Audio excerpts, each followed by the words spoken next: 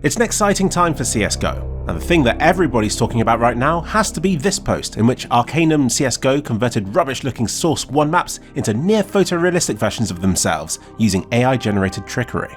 This is what our favourite game could look like if the game received, like, an Unreal 5 overhaul or something. But until then, we'll have to make do with these images. And to make several thousand of our own. So we got this image of Overpass. The process was literally to feed the AI algorithm this picture, then he chose a model trained on realistic looking images, and then he fed it this text. He adjusted a load of sliders to tell it how much of each he wanted, and from that, the magical black box that is AI did unimaginable stuff to it that we can't even comprehend, and outspat this result. This, believe it or not, is the middle of Inferno, with this church tower getting transformed into a beautiful but completely stupid looking rock column. At first glance, you may struggle to recognise this, as not only the theme but also the scale of the map has been transformed. It looks kind of like Monastery, but is instead Mirage's Bombsite A. Dust 2's Bombsite A has had a Japanese architectural overhaul, which I can sort of believe, since it has that stylised look that you'd expect from newer Valve games. Now this image, again, is difficult to comprehend. It looks like it should be ancient, doesn't it? I'm giving you a few seconds because once you know what it is, it's easy. Yep, it's Cache in Jungle Theme. And how about that? It's taken me this long to realise that there are two maps based around nuclear power plants. I'm a big fan of photorealism. I love seeing what Counter-Strike maps could look like if they were real. At this point, these images likely look better than Source 2 would anyway, but they don't all have to be photorealistic, as shown in this example, which puts a rather cyberpunkish feel into Vertigo. Nice. You might think this video only exists because I'm an AI addict, and you'd be right, but there are some real, genuine use cases for doing this kind of stuff. It isn't all just mindless fun. But first, let's have some mindless fun. Now, it isn't constructing a new image from this one, because this is too much detail to work with. Instead, ControlNet is a plugin that you can use that transforms into a much simpler looking one, like a stencil outline, or a depth map, or a normal map. Something that gives the general shape and feel of the image that you want it to convert, but without the specifics. Stable Diffusion then gets this and builds on top of it, using your text prompt as a guide. And if it's not giving you what you want, you can also feed it another image for it to get the general feel from. For instance, if I give it this information plus this paint image I drew earlier, the result looks like this. Think of the possibilities. Here at the Click Empire, we take pride in removing the joy and magic from your existence. So to reveal how this whole thing works, we'll start with a slider set to 70% deviation from my face picture. This is with it set to 60, this is with just 50% deviation, and this is with just 25% deviation. So you can see that without enough freedom, it isn't free enough to look good. Now let's go the other way. 70% deviation, 85% deviation, 90% deviation. I think it looks very pretty. 95% and 100%. All this achieved by me with an artistic ability of this and a super advanced AI program. If you're an artist and you're afraid of what this could mean, you should be. But why contain it? Let it spill over to the schools and churches. Let the plagiarism pile up in the streets. For we cannot stop it, so we may as well embrace it to improve upon what we can achieve. So say I want to make a Doverpass map that combines the map of Overpass with the theme of Dust 2. Here's what it makes of that. What if I combine it with Ancient? I proudly present to you Ainverpass. Canals? An Alva Passage. And so on. I can get all the terrorists stood at spawn and transform them into clowns, or robots, or Batman.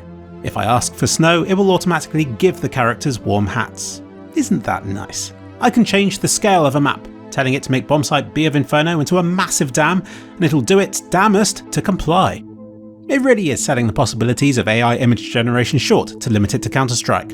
But then I'm selling my possibilities short by sticking to Counter-Strike. Subscribe to 2 Clicks Philip. Let's turn Nuke into a beautiful garden. Apply a dusting of snow. Let's flood it. Heavy fog. Thunderstorm. Tornadoes. More tornadoes. Let's turn this place into motherfucking Lego. Ice. Mount Doom. A Nintendo 64 level. An Atari level. A map of a country. The face of an ant. I'm really making AI work for it here. It is early days for AI. It has a long way to go, but so do we. Right now we're all like children, inquisitively poking at it and seeing how it reacts. It's the best way to learn. Gradually we'll become more proficient at using AI for its strengths and we'll get a better idea of what it can be used for. But until then, let's treasure the journey. For in the Counter-Strike space right now, AI is a fun, innocent place, driven by curiosity, and that won't last for long.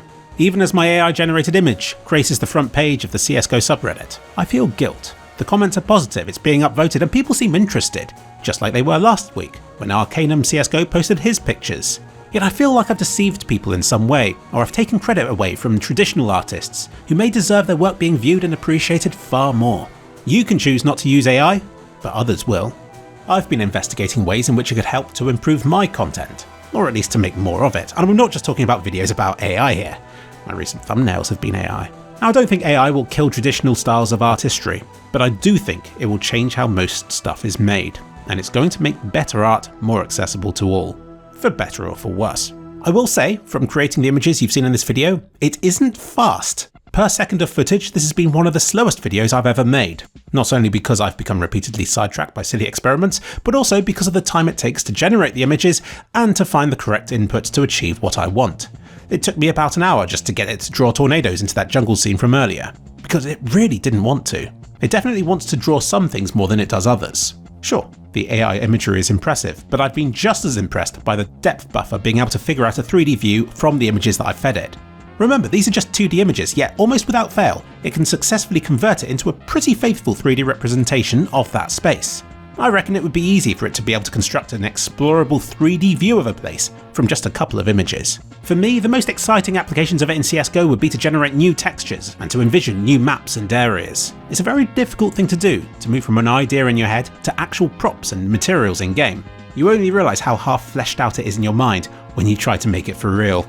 But the sheer speed and imagination these AI-generated images possess is inspiring, and we no longer have to imagine what a place would look like in real life, or in Source 2, or if it were made in Crysis, because within just a few clicks and just a matter of seconds, we can generate an image. I really think I'm underselling how big an impact AI is going to have on our lives, but you only have to look back at the video I made on this channel last year to see how far it's come already, and how quickly it's still progressing. Now, I'd like to talk about something that I still can't get my head around, and that's how much this AI knows from so little.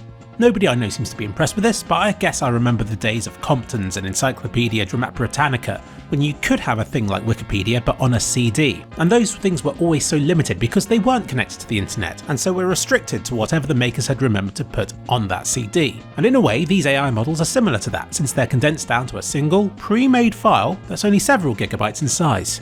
Imagine trying to remember the world with just a few gigabytes of data. This isn't stored as words or as pictures, but as weird, trained data that no human has written and likely no human will ever understand. It hasn't been deliberately trained to know everything it has, yet it's absorbed enough knowledge to understand this planet in broad strokes. It contains literal things, but also abstract concepts. Movies from decades ago and depictions of human emotions. It knows that ice is shiny, but also how to keep the shadows being cast in the correct position relative to the sun in different parts of the image, and how to light a transparent material such as ice from nothing more than an approximated depth map from a video game screenshot. It knows that jungles have trees and canopies, and different materials in different spots, and it gets it right enough to trigger that bit in our brain that says it's right, at least until we take the extra time to investigate more closely and to try and find mistakes. I ask for Bible and it gives me a book, religion gives me symbols, and sin gives me naked ladies. It's showing the human constructs of the world. Yes, it's biased, yes, it's trained on pre-existing data, but it's all the more useful because of it. AI is controversial because it can replicate and plagiarize artists' work, which means that of the 2 billion bytes of information this model has available, it doesn't just remember an artist's name, but enough about that person to imitate their artistic style. I'm not saying it should do this, I just can't even comprehend how it can, in addition to everything else it does. It works in a way that I'm not used to computers working. Asking for Counter-Strike draws a video game that looks like Counter-Strike, and it even has a good stab at nonsense prompts like Snosbury. When I fed this image of Overpass into it and asked for Toronto, it replaced the Berlin Tower with the CN Tower in the background, and I thought, that's smart. It's made a leap and applied a specific building from Toronto over something that looks vaguely like it in this Counter-Strike map from nothing more than a blobby shape in a particular spot of a screenshot from a video game. I asked for Berlin and it gave me another tower, but this one looks a lot more like the one in Berlin than the one in Toronto. So it gets the broad strokes across a very wide number of requests. Plymouth sort of looks like Plymouth by the sea, but it plays it safe and it also shows a Plymouth car. So I went smaller still. I asked for a picture of Penryn, which is a small village in Cornwall with a population of about 7,000. I think Rising Storm was developed there. Just with that prompt saying photo of Penryn, it generated a small English village by a river. It looks like a lot of places, but the fact it still knows that Penryn is a place that looks like an English village by a river just blows me away. This model isn't just 2 GB of places, it's 2 GB for everything. I asked for Dalek and it gives me Dalek. I asked for Age of Empires and it gives me an isometric game that looks like Age of Empires.